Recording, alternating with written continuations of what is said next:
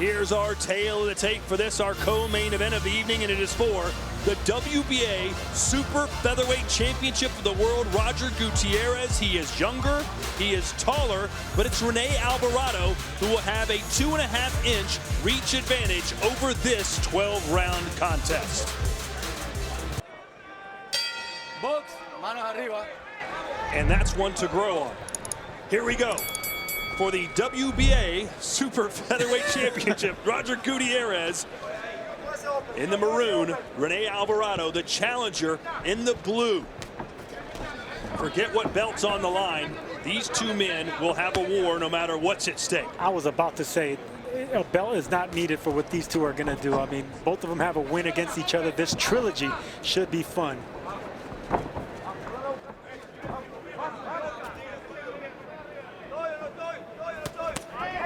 Nice right hand from Alvarado, and that will wake Gutierrez up.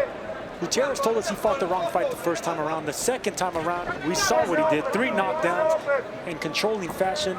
And now in the third fight, if he keeps that distance and keeps Alvarado from getting on the inside with that volume punching, then he can have success. Right now, the WBA World Super Featherweight Champion is Gervonta Davis. Do you see him ever coming back to defend that title, Chris? No, and nobody cares. I can't get into these WBA belts. There's 4 of them at 130 pounds. There's regular, there's interim, there's super, and there's world. So you're right, Chris. No, stop. Mira, no entre con la cabeza. See, I like that. Alvarado on the inside punching with that loose hand, catching Gutierrez pulling back finally. This is what you want to see from a shorter fighter. Whenever you have a fighter pulling back, keep jabbing your way in, just like that. And then once he gets against the ropes, bang away to the body. Waiting for this fight to heat up, and inevitably it certainly will, at least based on their first 2 fights together. But Gutierrez hasn't done his part so far. Gutierrez is fighting really relaxed. And you want to see that in fighters, but sometimes it's a little bit too relaxed. And look, I don't like him pulling back like that. He should be dipping down, bending his knees, and choosing one side, the left or the right, and get away. You know, one punch we haven't seen from Gutierrez yet is that short uppercut. That's what changed the tide of the first, or the second fight, I should say, in that third round. It was a big weapon for him.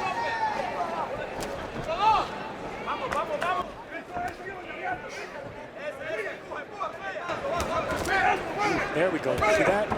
He let that right hand go, Gutierrez did, with mean intentions. And that's his best punch, that right hand. Long right hand, set up with nice pecking jabs.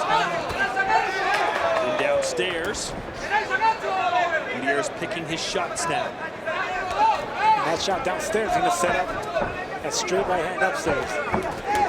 Oh, good counter up there from Gutierrez, who's starting to have a pretty good round here in the 4th. Yes, he is, and you can see it with the body language of the kid. He's starting to feel it now, and the punches that he's letting go are a little bit more emphatic. There's that chopping right hand that he knocks down and knocks out several people with. It's a chopping straight right hand, and if you're dipping in that direction, it's bad news. And here you see Gutierrez trying to smother, and Alvarado with a chopping right hand, not letting him.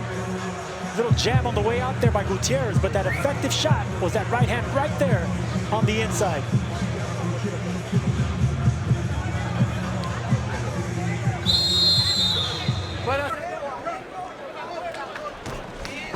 There you go, nice jabs backing up now. He's not just pulling back anymore. Now he's sticking that jab out there in the face of Alvarado. I guess there's a big difference between leaning back and shuffling back. Absolutely. When you pull back with your head in the air, that's dangerous. That's pulling back right there, and you're bound to get caught. But if you're pulling back with your knees bent and jabbing in your opponent's face, that's just backing up with the stick.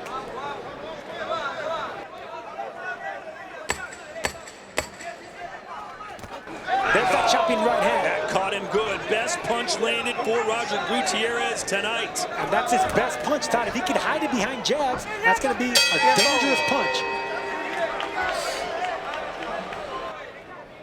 I like the way that Gutierrez unleashed that right hand at the end of that last round, because that's what you want to see. It's bad intentions with that right hand. That's his favorite punch. I just wanted to see a little bit more passion out of Gutierrez, and I saw a little flash of it at the end of that fifth. Let's take a look at Chris Mannix's scorecard through 5 full rounds. Yeah, I've got it 3 rounds to 2 now in favor of Roger Gutierrez. Alvarado has been the more active guy. Big right hand, an overhand right from Rene, and Gutierrez now holding on. That's the kind of punch we haven't seen from Alvarado at this point. And that's the kind of punch that I said you can expect whenever you keep pulling back with your head in the air like that. You're bound to get time. And Rene Alvarado finally caught him pulling back like that. And he senses Gutierrez is hurt because he continues to let his hands fly and is now pushing the tempo. If I were Alvarado, I'll just concentrate on the body. Let those elbows come down and try that overhand right again. No, limpio, no, nadie tira, nadie va a tirar.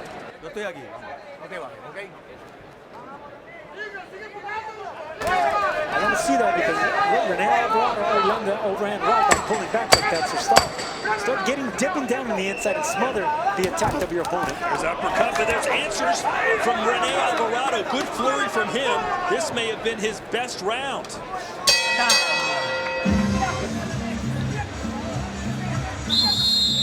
And that's what happens when you pull back like that. You're bound to get caught with that right hand. The timing and closing the distance is there by Alvarado right there. That's that right hand that he's been looking for, double and tripling those jabs. Then you see what Gutierrez is looking for, and that's that right uppercut. That just...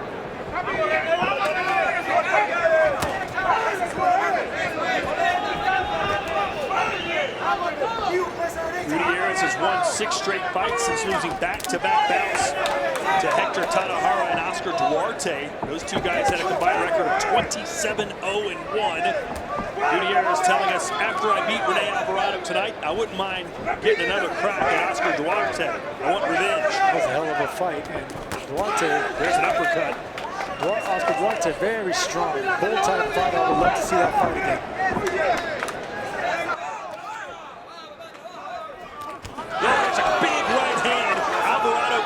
In his tracks. You can expect more punches to fly right there if that body shot hurt him, because Gutierrez is going to have to get some respect out of Alvarado.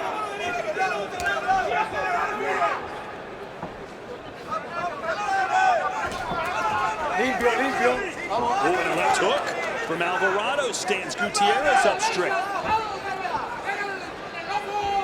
Power punches are starting to land more frequently for both of these men.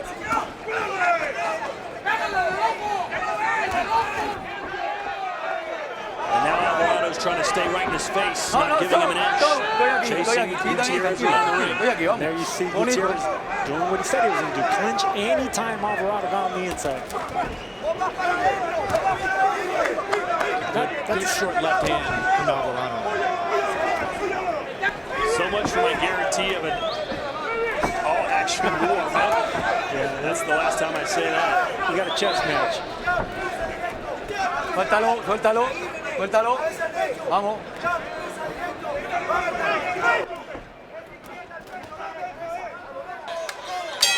Este es el último salto. No lo dañe, vamos a hacerlo bonito, vamos, ¿ok?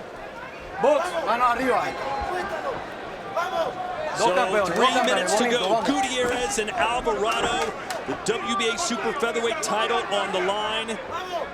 It is as close as it could possibly be, or so it seems. Sergio feels a draw coming on. It doesn't seem it is, because there was urgency in the champ's corner and Roger Gutierrez's corner.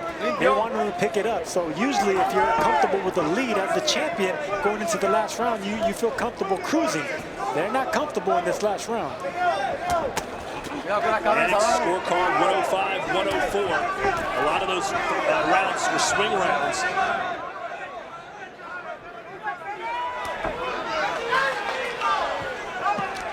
Some swelling on the left eye now of Rene Alvarado.